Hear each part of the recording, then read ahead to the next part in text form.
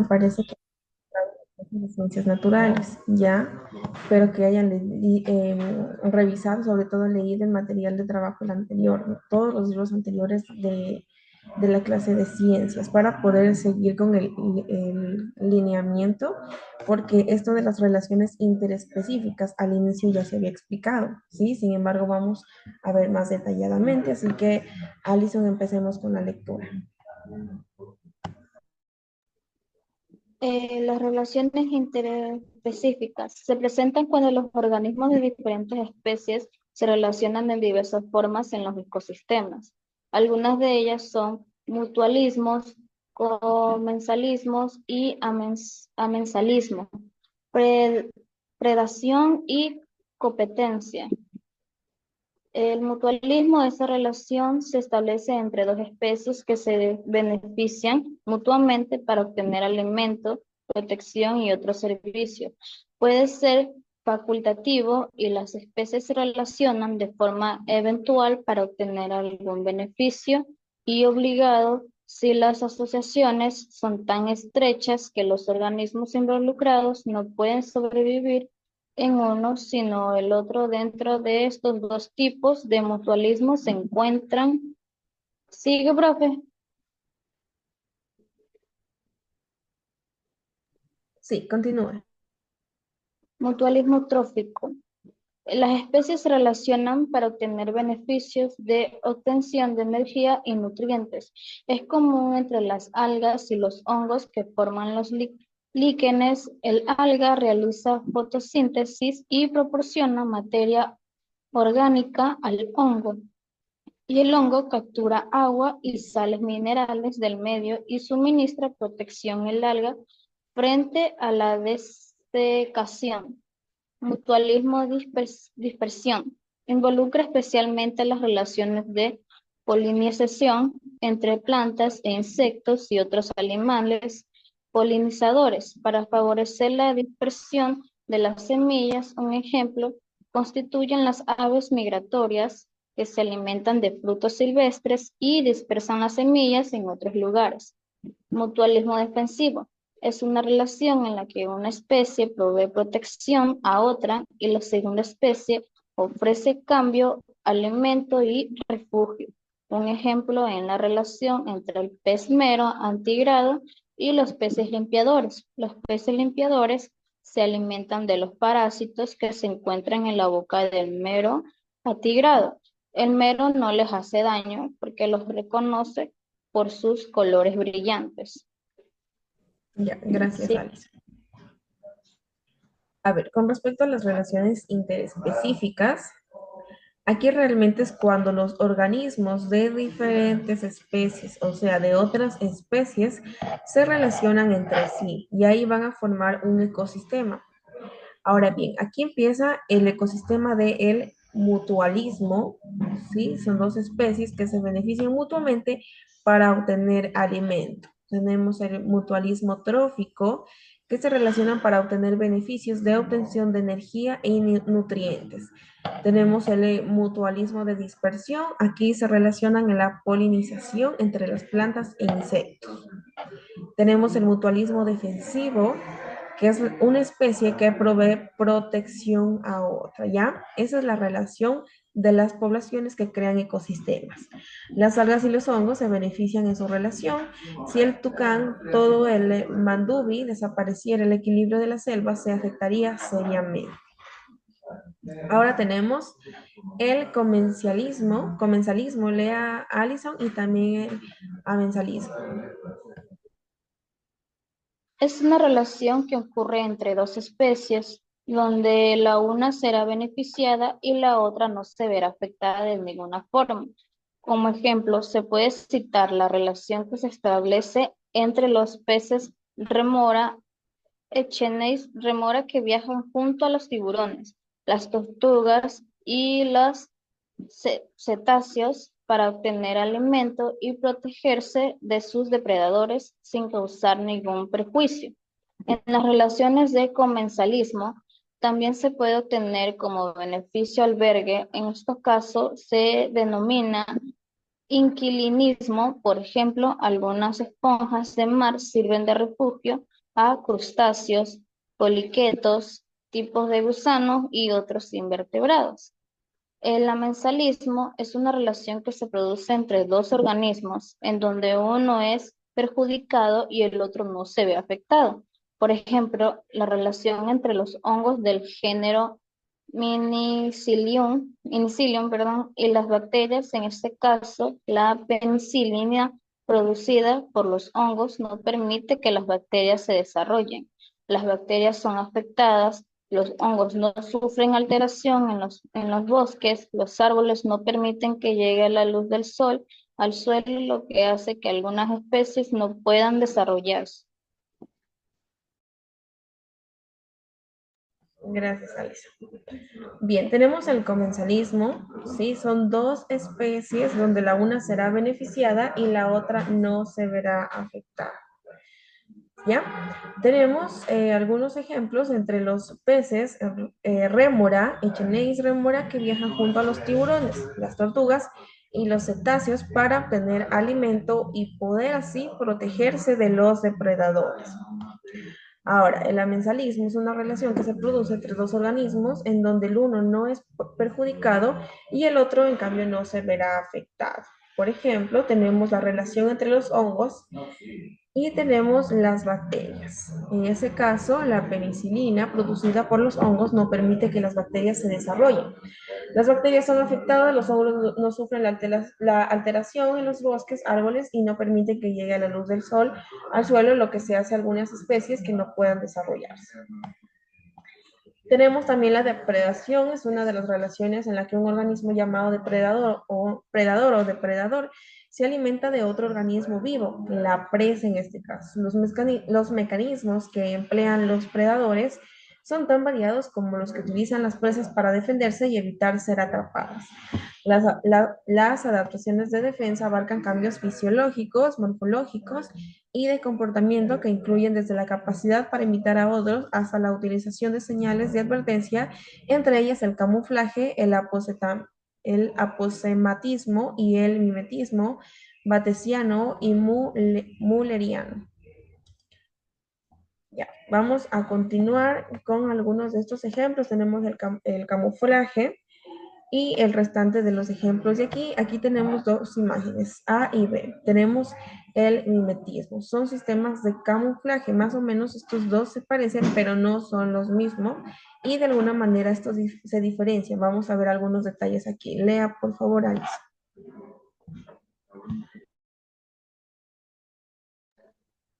Camuflaje. El camuflaje se presenta cuando el organismo toma las formas o los colores de su hábitat. También para evitar ser visto, animales como el camaleón y el insecto palo utilizan esta estrategia.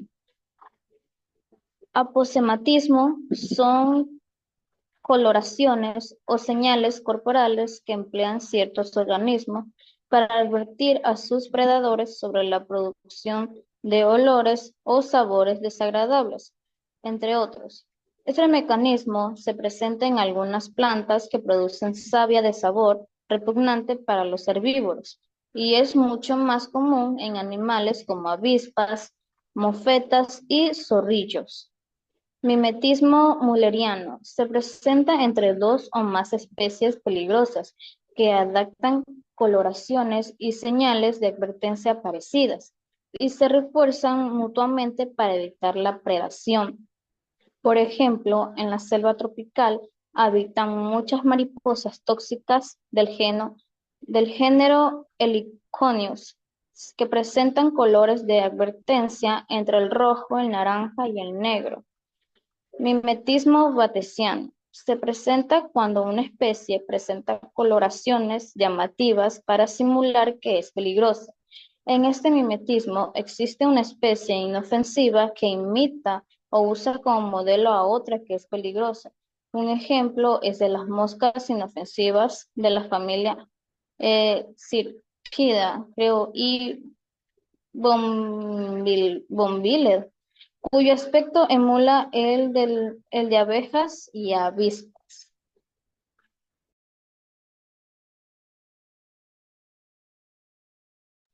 Ya, gracias, Alex. A ver, aquí tenemos con respecto al camuflaje, como podemos ver, toma formas o colores de su hábitat para poder ser disperso en este medio ambiente de aquí. Por ejemplo, hay diferentes animales que son verdes y que de alguna manera cambian su color para poder ser camuflados con las plantas o con el área vegetal que los rodea. ¿Ya? Tenemos también que son coloraciones o señales corporales que emplean ciertos organismos para advertir a sus depredadores sobre la producción de olores o sabores desagradables. Tenemos también otra adaptación de coloraciones y señales de advertencia parecidas. Tenemos otra adaptación que se presentan coloraciones llamativas para poder simular que son peligrosas. Ya, me parece que esto de aquí está más que claro. Ahora bien, tenemos los manglares. El manglar es uno de los 5 ecosistemas más productivos del mundo por ser un sitio de desove y permanencia de cientos de especies de peces, moluscos y crustáceos, así como de anidación de aves endémicas y migratorias. Por la ausencia de depredadores, también es el hogar de miles de personas que se benefician de sus recursos y cuidan para preservar su subsistencia. ¿Qué animales y vegetales son características de un manglar? Esta pregunta de aquí la vamos a dejar para que en casita la podamos reflexionar cada uno de nosotros. Tenemos el conoce y amplía. Las características principales de este tipo de bosques es la alta resistencia de los árboles a la concentración de sal, ya que los mangles crecen en la desembocadura de estuarios, mares y tierra firme. Por estas características son una protección natural de los suelos ante la erosión causada por el viento y las olas del mar. Mario García, en su publicación El País de la Biodiversidad de Ecuador 2014, sostiene que esos ecosistemas son muy sensibles, pues dependen de aguas salobres y pocas profundidades. Sí, las diversas especies de manglas crecen en distintas zonas de acuerdo con las condiciones físicas de la zona. Los manglares se ven afectados por las condiciones geográficas y las mareas. Las raíces del mangle son hábitats para peces e invertebrados acuáticos. Son lugares con alta productividad en donde los árboles de mangle han logrado desarrollar sus semillas en el aire para evitar el ambiente salino y luego, cuando estén listos, se desprenden y caen en el agua o en el lodo para enraizarse. La provincia de Esmeraldas tiene una gran zona de manglar protegida en la Reserva Ecológica Cayapas, Mataje, donde habitan pelícanos, garzas nocturnas, virios, mangleros, cangrejos, ostras y camarones. La pesca indiscriminada de mariscos y la creación de piscinas artificiales en el manglar atenta contra el equilibrio de estos ecosistemas. Tenemos las cadenas tróficas en el manglar. Los manglares son bosques de transición entre ecosistemas marinos y costeros. Según Nancy Hilher, bióloga especialista en bosques de manglar y directora de la Escuela de Ciencias Ambientales de la Universidad de Espíritu Santo, este conjunto de naturaleza absorbe sedimentos de los ríos porque las raíces aéreas crecen fuera de la tierra.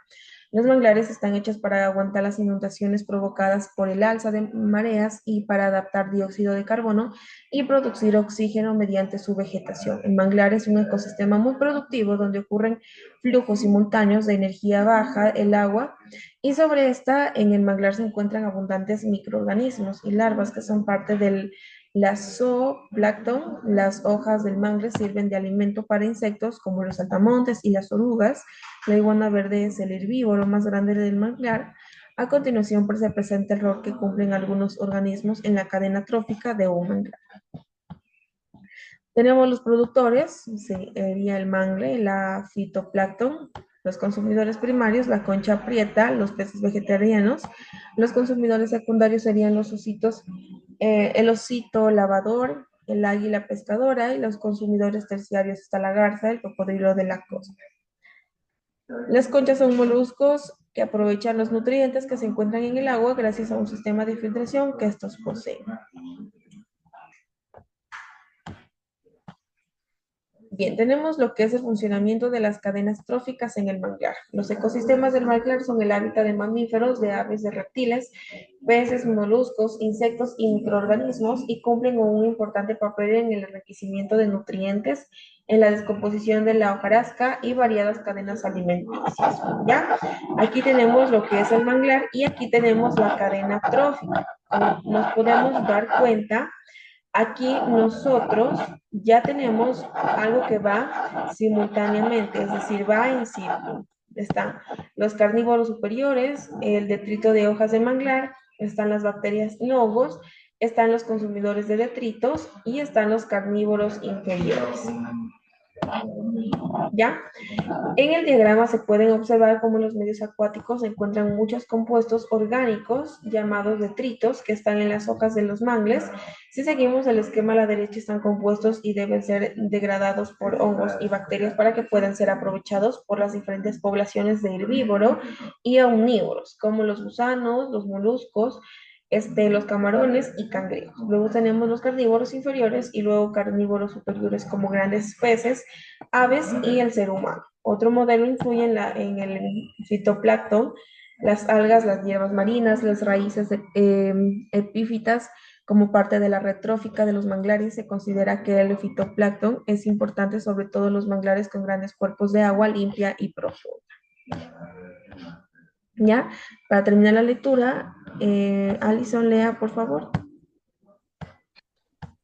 En los manglares ocurren complejas redes alimenticias, pues la vegetación viva es una valiosa fuente de alimentos para insectos, crustáceos y algunos vertebrados. La mayoría de la producción de los manglares es transferida a otros niveles tróficos a través de hojarasca y de detritos. Los organismos tienen diferentes hábitos alimenticios dependiendo de la especie a la que pertenecen. Esta situación hace que las cadenas se entrelacen y se formen redes alimenticias muy variadas. En la siguiente tabla se puede observar de forma general cómo organismos que habitan en los manglares tienen diferentes hábitos alimenticios. ¿Sigo, profe? Sí, continúe, por favor. Ya. Tipos de consumidores son los carnívoros, omnívoros, herbívoros y detritívoros. Organismos consumidos son las aves, peces, crustáceos, insectos y peces, crustáceos y peces, crustáceos y peces, crustáceos y insectos. ¿Sigo, profe? Sí, finaliza la lectura, por favor. La importancia de los manglares en la cadena alimentaria. Son los manglares proveen de nutrientes a las larvas y estados juveniles de numerosas especies que habitan en los estuarios. Los peces encuentran diversos organismos para su alimentación y luego estos peces sirven de alimento para especies carnívoras propias de manglar. Existen organismos como el camarón que se alimenta de la cera de la hoja de mangle. Los moluscos son organismos que hacen de los manglares un sitio para vivir, para obtener alimentación, y además realizan actividades de depredación. Ya, gracias, Alice. Ya. Entonces, para finalizar, en la clase del día de hoy hablamos de los tipos de consumidores, que ya lo habíamos visto anteriormente, y los organismos consumidos, ¿sí? Todas estas especies de aquí es un poquito, es más amplio, sin embargo, hay algunos ejemplos de esas especies que nos han colocado en nuestro libro de texto base, ¿ya?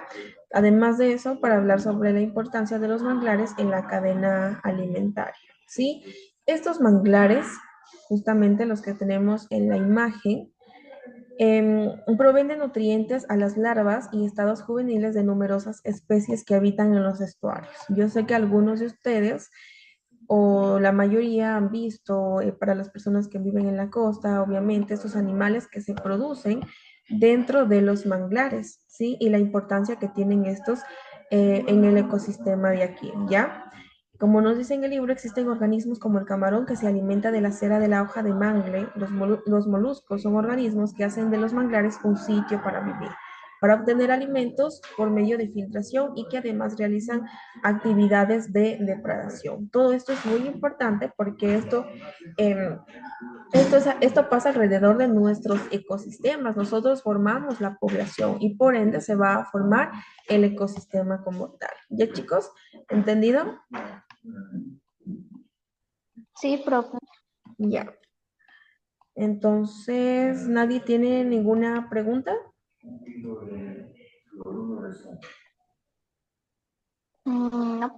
No. Ya, chicos. La tarea está subida, son preguntas del texto mismo. Revisarán de nuevo el texto para que puedan responderlas, ¿ya? Con respecto a los dibujos, ustedes ya saben que deben hacerlos bien hechos. Han no revisado sus tareas de los dibujos que han hecho anteriormente, sin embargo, estoy en ese procedimiento. Nos vemos más tarde con la clase de inglés. Chao, chicos. Chao, profe.